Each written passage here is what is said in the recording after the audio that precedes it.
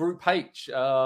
We know now one team is through. Portugal coming up big. Bruno Fernandes with a double. It was a Bruno Fernandes double. Cristiano Ronaldo didn't get his hair gel onto that first goal. They beat Uruguay. They're through to the last 16. Andy Edwards, focusing on that game first. It was tight. Rodrigo Betancourt nearly scored an otherworldly goal in the first half of Uruguay. They had some good chances, hit the woodwork, but this is all about Portugal, really, and just kind of looking very workmanlike and classy and just flexing their muscles a little bit and showing us, hey, don't forget about us. Yeah, too bad for Bentancur. I mean, that would have been truly an all-time World Cup goal, an all-time goal as well.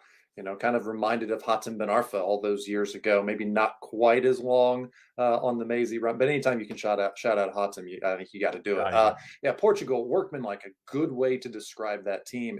For years, it felt like it was Ronaldo and a bunch of guys. Whatever kind of hatchet man at center back and defensive midfield they could put with the star Ronaldo, and he would will them to victories. They've got so much incredible attacking talent now, but they still kind of have that strong hard man mentality every single game. And it's very interesting to see. And I think some people believe that it's a little too conservative, maybe a little too negative, and that's holding them back.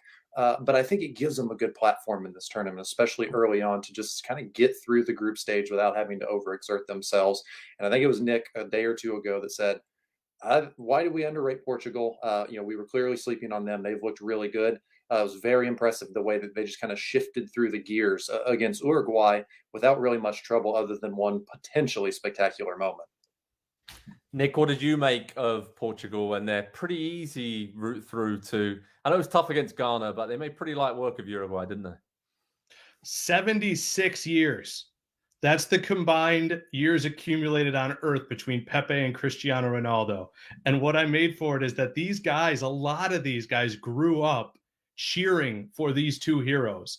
And you can sense it. You know, we talked about it. It doesn't necessarily last forever, but this team reminds me of when Gerrard was first hired at Aston Villa, what we were talking about, that all these guys don't want to let that guy down.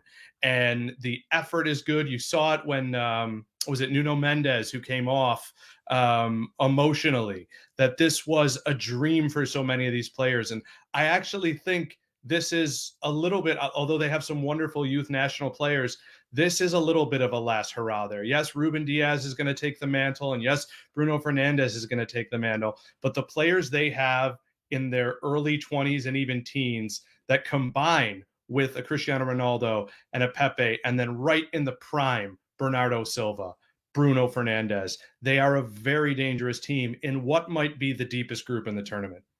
Yeah, we've kind of slept on them a little bit. So fair play to Portugal. They've got the job done. They're already through to the last 16. Same can't be said for South Korea and Ghana or Uruguay. That's going to be a great finale. But what a game we saw today. I mean, that 3-2 win for Ghana, Andy, just pretty much had it all. Momentum swings. Ghana went 2-0 up early with Mohamed Salisu, Mohamed Kudus scoring. Then South Korea come flying back with those 2 goals early in the second half. But fair play to Ghana. They settled themselves down, weathered the storm a little bit. Kudus scored again to become the hero for Ghana. And late on, somehow, South Korea didn't score when they whipped in so many crosses. And Heung-min Son has just gone a bit missing in this tournament. It's been really kind of frustrating to see him so frustrated. But, Ghana, really fun to watch. Obviously involved in 2 3-2 games so far at the tournament. Yeah. And South Korea, they've got it all to do in their final group game, obviously, against Portugal. Yeah, the Black Stars, the best value for money of any team at the tournament so far, right? Like 100%. 2 absolutely incredible games. One goes their way, one doesn't. They're not great defensively. Spoiler alert, it's pretty clear as soon as the game gets going that there's some deficiencies at the back. They're very strong through the middle, that midfield, especially defensive midfield.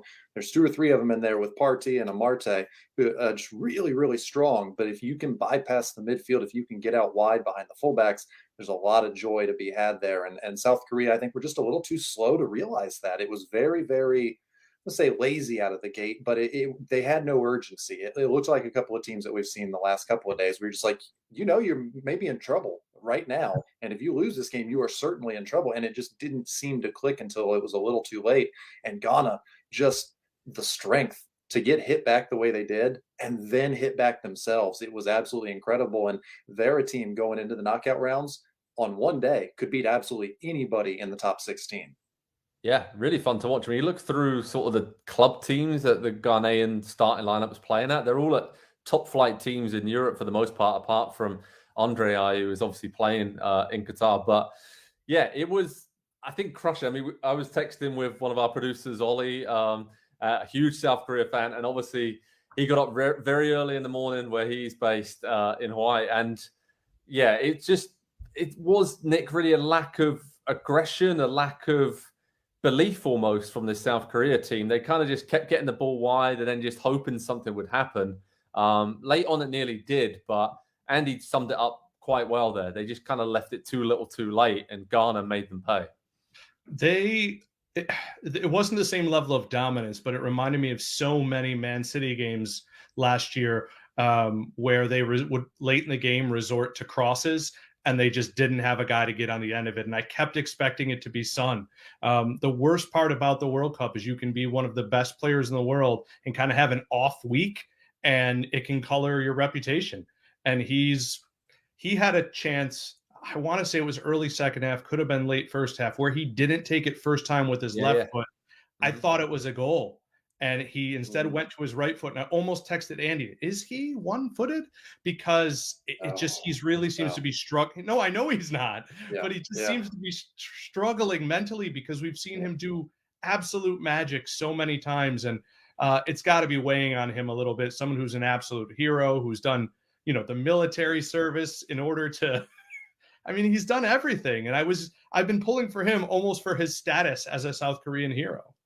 Yeah, and I mean, Group H, Andy, when we look at it now, obviously Portugal through, Ghana have 3 points on the board, Uruguay and South Korea have 1 point. So that game, final group game between Ghana and Uruguay, is massive. But maybe for South Korea, all hope isn't lost, because Portugal are already through. They might rotate a few players, but it's going to go down to the wire, obviously, for that last spot. And like you said, this is a really, really tight group. There is not much between these other three teams aside from Portugal, right? Yeah, there's a chance Portugal rotating gets stronger in the third game. You bring in Rafael Leao and you give him a start. Ollie doesn't want to hear that. Ollie doesn't want to hear that. I know, Ollie. I'm sorry, but you bring in a player like that and you give him an opportunity on the world stage at the World Cup, even though it's not a meaningless final game, but it doesn't carry as much weight. It does to him. And we've already seen in the first game what he can do coming off the bench and have an impact on this team. So they might actually stumble onto something that helps them a little bit later on in the tournament as well. So I think it is going to come down to that other game with Uruguay and Ghana. And I mean, they could not have two more contrasting styles between teams. Very, very just wide open from Ghana, going to try and outscore you. And Uruguay don't want to give you a single shot for 90 minutes. So we'll see. Okay, so how far do we think Portugal can go in this tournament then, just to wrap up the sort of Group H chat? Do you think, Nick, that they are semi-finalists, maybe even better, or do you think that is kind of their ceiling? Yeah, I don't know a ton about Diogo Costa, and that's the one question I have. They don't necessarily have the guy that makes me think, wow, when I need him, he's going to be there. Maybe he is. We're going to find out. I think that's what we're learning, what I'm learning at least about Uruguay's. They may not have had that guy. And I will say this, though, real quick, because I wanted to bring it up. Uruguay's jerseys on TV look incredible. It's one of those ones where you see the design come out first and you're like, oh, that's okay. And then you see it on the field. And they were really popping for me. Again, I think this group has told us a lot. And there is not a team in this group, including South Korea, for their struggles, that if they got to the knockout rounds, I would rule them out winning 2-3 games. So I very much think Portugal can win it. Yeah, Their path into the knockout rounds real quickly could potentially be Switzerland in the round of 16 right now. If not, Cameroon or Serbia. I think you have to like that there. And then going into the quarterfinals, potentially could be Croatia or Japan or Costa Rica, Germany, whoever gets that, second spot in that group. So it's setting up pretty well to kind of, you can see them getting to the semifinals, I think, just with the path alone and not even considering the talent that they've got. Hi there, I'm Rebecca Lowe, studio host for NBC's coverage of the Premier League. Don't forget to hit subscribe to watch more videos all season long. For even more Premier League content, from original series to live matches, head over to Peacock and be sure to tune in for Premier League mornings every weekend on USA Network and on Peacock. We will see you over there.